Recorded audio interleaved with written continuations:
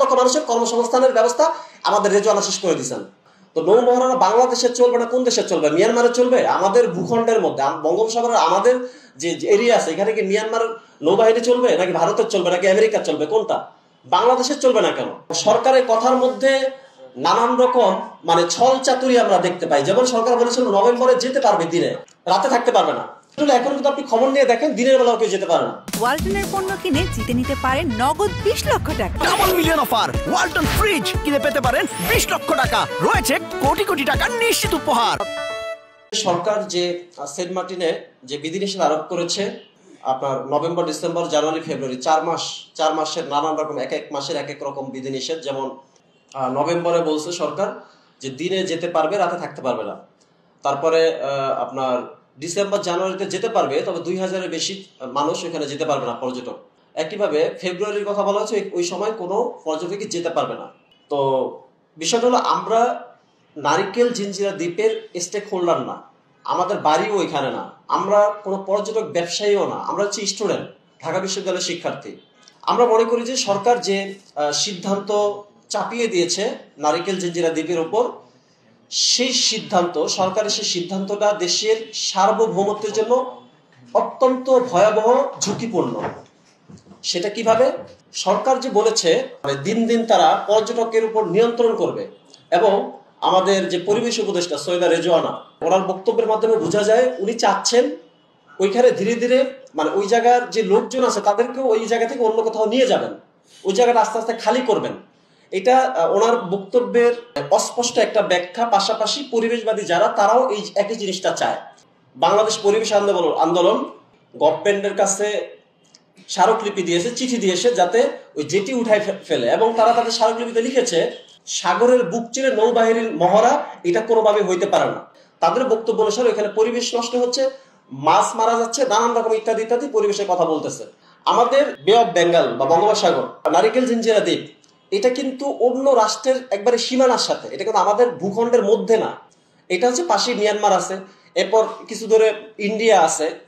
তো territorial area হিসেবে এই জায়গাগুলো সবসময় সেন্সিটিভ যে কোনো রাষ্ট্রের। এখানে সবসময় লোকজনের সমাগম থাকতে হবে, রাষ্ট্রের যারা নিরাপত্তা প্রহরী আছে তাদেরও একটা যাওয়া আসা থাকতে হবে। কিন্তু আমরা দেখতে পাচ্ছি পরিবেশবাদীরা যেটা বলতেছে যে এখানে কোনো নৌমহারা চলবে না। তো নৌমহারানা বাংলাদেশে চলবে না কোন দেশে চলবে? মিয়ানমারে চলবে? আমাদের ভূখণ্ডের মধ্যে বঙ্গোপসাগরের আমাদের যে এরিয়া আছে এখানে কি মিয়ানমার নৌবাহিনী চলবে নাকি ভারতের চলবে নাকি আমেরিকার চলবে? কোনটা? বাংলাদেশের চলবে না কেন? আমরা অবশ্যই পরিবেশ রক্ষার পক্ষে, পরিবেশ ভালো থাকবে সেটাই আমরা চাই। সেজন্য সরকার যথাযথ যৌক্তিক বিজ্ঞানসম্মত ব্যবস্থা নেবে, সেটা আমরা চাই। কিন্তু অবৈজ্ঞানিক, অযৌক্তিক এবং সার্বভৌমত্বের সাথে সাংঘর্ষিক এমন কোন সিদ্ধান্ত সরকার নিক, এটা কখনোই আমরা চাই না, এবং আমরা তার তীব্র বিরোধিতা করি। সরকারের কথার মধ্যে নানান রকম ছল চাতুরি আমরা দেখতে পাই। যেমন সরকার বলেছিল নভেম্বরে যেতে পারবে, দিনে, রাতে থাকতে পারবে না। এখন কিন্তু আপনি খবর নিয়ে দেখেন দিনের বেলাও কেউ যেতে পারে না। শুধুমাত্র দ্বীপবাসী যারা আছে তাদেরকেও একেবারে যাচাই করে এনআইডি কার্ড, পরিচয়পত্র, অমুক তমুক দেখে তারপরে ঢুকতে দেওয়া হচ্ছে। পত্রপত্রিকা এসছে যে স্থানীয় লোকজন বলছে যে আমাদের অনেক আত্মীয় স্বজন আছে, তারাও ঢুকতে পারছে না, তাদেরকে ঢুকতে দেওয়া হচ্ছে না, নানান রকম বাধা বিঘ্নের শিকার হচ্ছে। এটা কিন্তু চরম একটা মানবাধিকার লঙ্ঘন। চলাফেরার স্বাধীনতার কথা আমাদের সংবিধানে আছে, এটা মৌলিক অধিকারের মধ্যে আছে, চলাফেরার স্বাধীনতা। এরপরে থাকার স্বাধীনতা, বাসস্থানের স্বাধীনতা, জীবন জীবিকার স্বাধীনতা, এই স্বাধীনতার কথাগুলো কিন্তু আমাদের সংবিধানে মৌলিক অধিকার অধ্যায়ের মধ্যে আছে, 3য় অধ্যায়ের মধ্যে।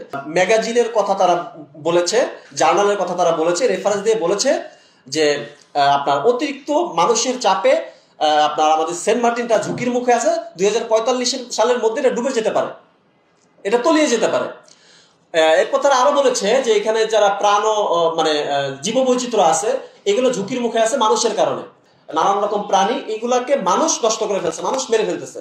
আপনি দেখবেন ওই জায়গার কাঁকড়ার ডিম বা কাঁকড়াগুলো কে খেয়ে ফেলতেছে, তারপরে এই যে কচ্ছপগুলো কে মেরে ফেলতেছে, কচ্ছপ যখন পারে আসে তখন কে কচ্ছপগুলোর উপর হামলা করতেছে। এগুলো কিন্তু কোনো মানুষ করে না, এগুলো কুকুর করে। আপনার সেন্ট মার্টিনে প্রচুর কুকুর, ওইখানে মানুষের সংখ্যা প্রায় 10 থেকে 12,000, কিন্তু কুকুরের সংখ্যা 5 থেকে 6,000। যে ওই জায়গায় যে জীববৈচিত্র্য, এইগুলার জন্য একটা হুমকি হয়ে উঠেছে ওই জায়গার বেওয়ারিশ কুকুর। তো এই বেওয়ারিশ কুকুরগুলো স্থানান্তর করার জন্য স্থানীয় দ্বীপবাসী সহ সচেতন মানুষ তারা একাধিকবার আন্দোলন করেছে।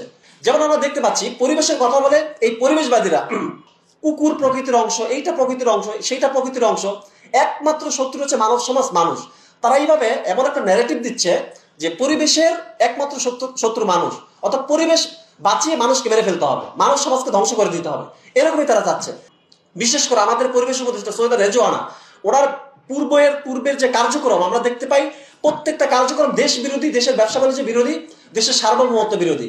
যেমন আপনার কিছুদিন আগে সিলেটে যে পাথর উত্তোলন করা হতো, নদী থেকে পাথর উত্তোলন করতো, এটা উনি রিট করে বন্ধ করে দিচ্ছেন। উনি গভর্নমেন্টে আসার আগে আওয়ামী লীগের আমলে রিট করে বন্ধ করে দিচ্ছেন। এখন আপনারা দেখবেন একটু ঝড় বৃষ্টি হলে সিলেটে বন্যা হয়। কেন হয়? পাথরগুলো দিয়ে একবারে নদী ভরা, পানিগুলো তো নিচে নামতে হবে, নামতে পারতেছে না।